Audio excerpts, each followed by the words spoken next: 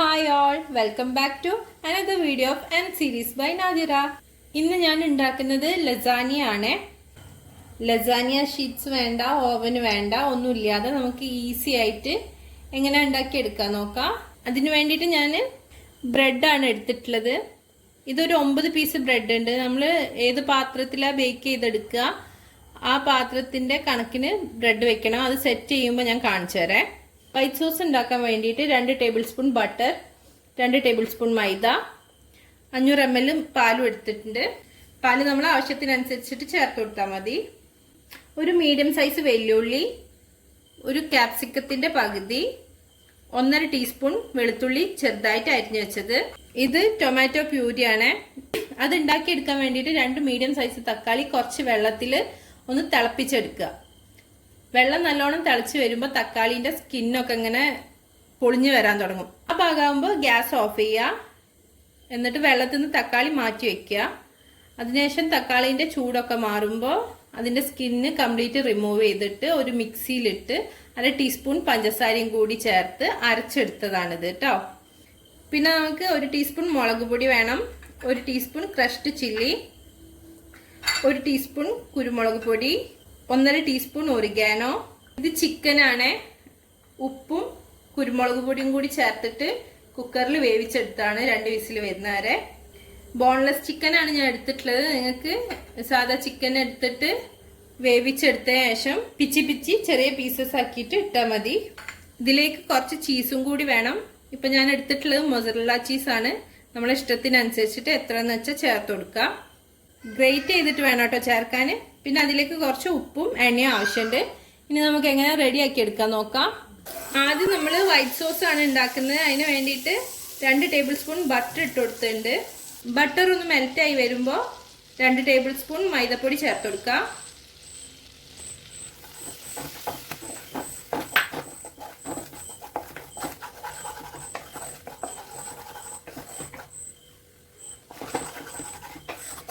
ഇനി ഈ മൈദപ്പൊടി നല്ലോണം ഒന്ന് കുക്കായി വരണം.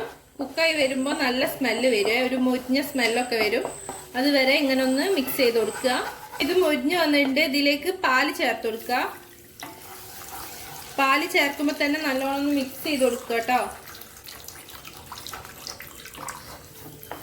ഇല്ലെങ്കിൽ ഇത് പെട്ടെന്ന് കട്ട പിടിക്കും.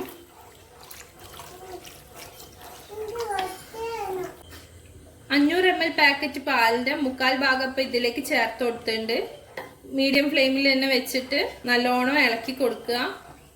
കൈവിടാതെ ഇളക്കി കൊടുക്കുക, ഇല്ലെങ്കിൽ കട്ട പിടിക്കും. നല്ലോണം ഒന്ന് തിക്കായി വരണം കേട്ടോ. അത് ഇപ്പൊ ഇത് തിക്കായി വന്നിട്ടുണ്ട്. ഈ ഒരു കൺസിസ്റ്റൻസിയിലാണ് ഉള്ളത്. ഇതിലേക്ക് ഇനി ആവശ്യത്തിന് ഉപ്പ് ചേർത്ത് കൊടുക്കുക. 1/2 teaspoon chilli flakes, 1/2 teaspoon oregano. ഇനി നല്ലോണം ഒന്ന് മിക്സ് ചെയ്യാം. ഇപ്പോൾ ഒന്നും കൂടി കുറുകിയുണ്ട്. ഇത്രയും മതി. നമുക്ക് ഗ്യാസ് ഓഫ് ചെയ്തിട്ട് ഇത് മാറ്റി വെക്കാം. ഇത് ഓഫ് ചെയ്ത് വെച്ചാലും കുറച്ചും കൂടി ഒന്ന് കുറുകും കേട്ടോ.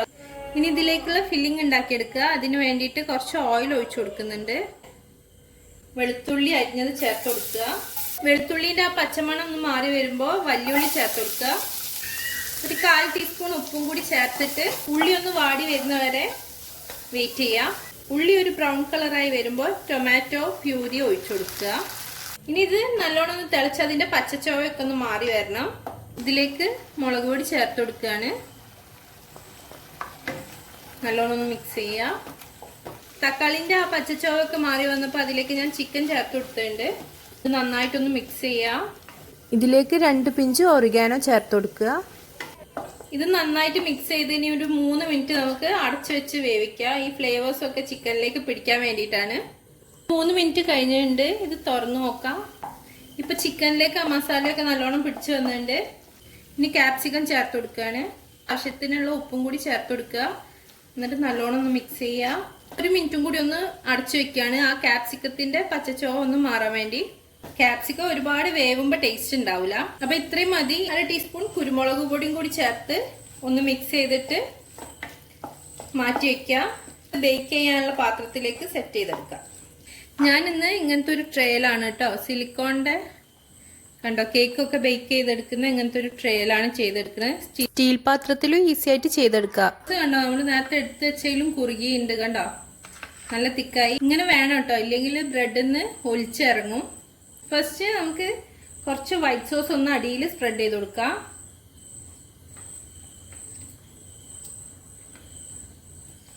ബ്രെഡ് സ്ലൈസസ് ഇതിലേക്ക് വെച്ച് കൊടുക്കണം. ഞാനിപ്പോൾ സൈഡ്സ് ഒന്നും കട്ട് ചെയ്തിട്ടില്ല, നിങ്ങൾക്ക് വേണമെങ്കിൽ സൈഡ്സ് കട്ട് ചെയ്തിട്ട് വെച്ച് കൊടുക്കാം കേട്ടോ. ഇങ്ങനെ വെക്കുക. ഇതിലിനി ഒരു പീസ് മൊത്തം കൊള്ളൂല, അപ്പൊ ഞാൻ അത് പകുതിയാക്കി വെച്ച് കൊടുത്തിട്ടുണ്ട്. അഡ്ജസ്റ്റ് ചെയ്ത് വെച്ച് കൊടുത്താൽ മതി. ഇനി ഇതിന്റെ മേലേക്ക് വൈറ്റ് സോസ് ഒന്ന് സ്പ്രെഡ് ചെയ്ത് കൊടുക്കുക.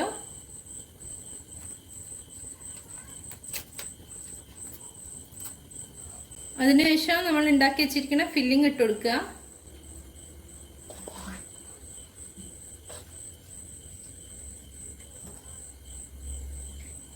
ഇങ്ങനെ ഒന്ന് പതുക്കെ പ്രസ് ചെയ്ത് വെച്ച് കൊടുക്കുക.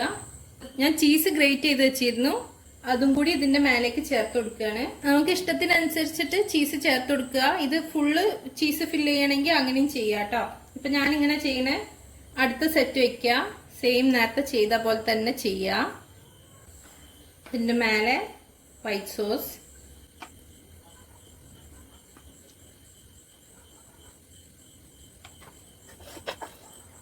ചിക്കൻ ചീസ് ചേർത്ത് കൊടുക്കുക. വീണ്ടും ബ്രെഡ് സ്ലൈസസ്,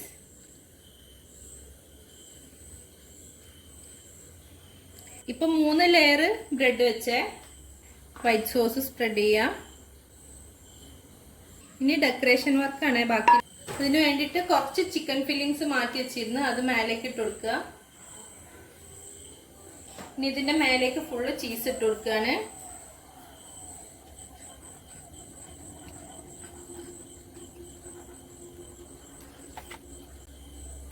ഒരു ഭംഗിക്ക് വേണ്ടി കുറച്ച് ചില്ലി ഫ്ലേക്സ്. നമുക്കിത് ബേക്ക് ചെയ്തെടുക്കണം.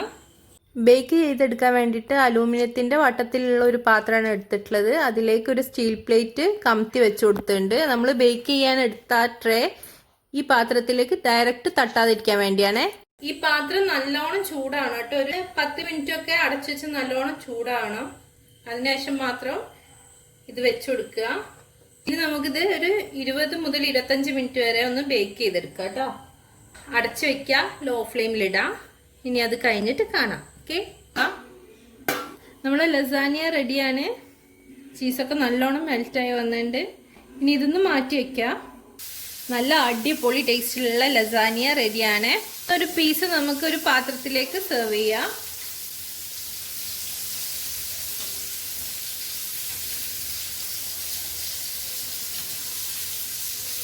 ഞാനൊരു ചട്ടകം യൂസ് ചെയ്തിട്ടാട്ടോ എടുക്കുന്നത്.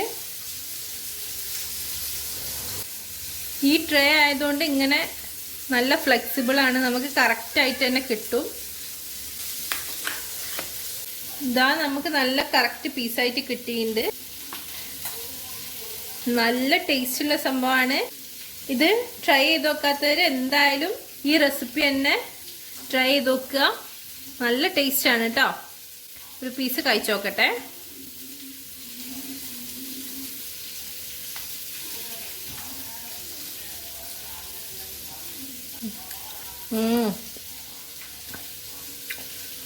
നല്ല ടേസ്റ്റിയാണ്. നല്ല ചൂടുണ്ട്. നല്ല ടേസ്റ്റിയാണ് കേട്ടോ ഇത് സംഭവം. അപ്പം എല്ലാവരും ഈ റെസിപ്പി തന്നെ ട്രൈ ചെയ്ത് നോക്കുക. ചൂടാറുന്നതിൻ്റെ മുന്നേ തന്നെ സെർവ് ചെയ്യുക. അപ്പോഴാണ് നല്ല ചീസൊക്കെ നല്ല മെൽറ്റായിട്ട് ഉണ്ടാവുക. ചൂടോടെ തന്നെ കഴിക്കാൻ ശ്രദ്ധിക്കാം. അപ്പോൾ വീഡിയോ ഇഷ്ടപ്പെട്ടിട്ടുണ്ടെങ്കിൽ എന്തായാലും ഒന്ന് സബ്സ്ക്രൈബ് ചെയ്യണേ, ലൈക്ക് ചെയ്യുക, ഫ്രണ്ട്സിനൊക്കെ ഒന്ന് ഷെയർ ചെയ്ത് കൊടുക്കുക.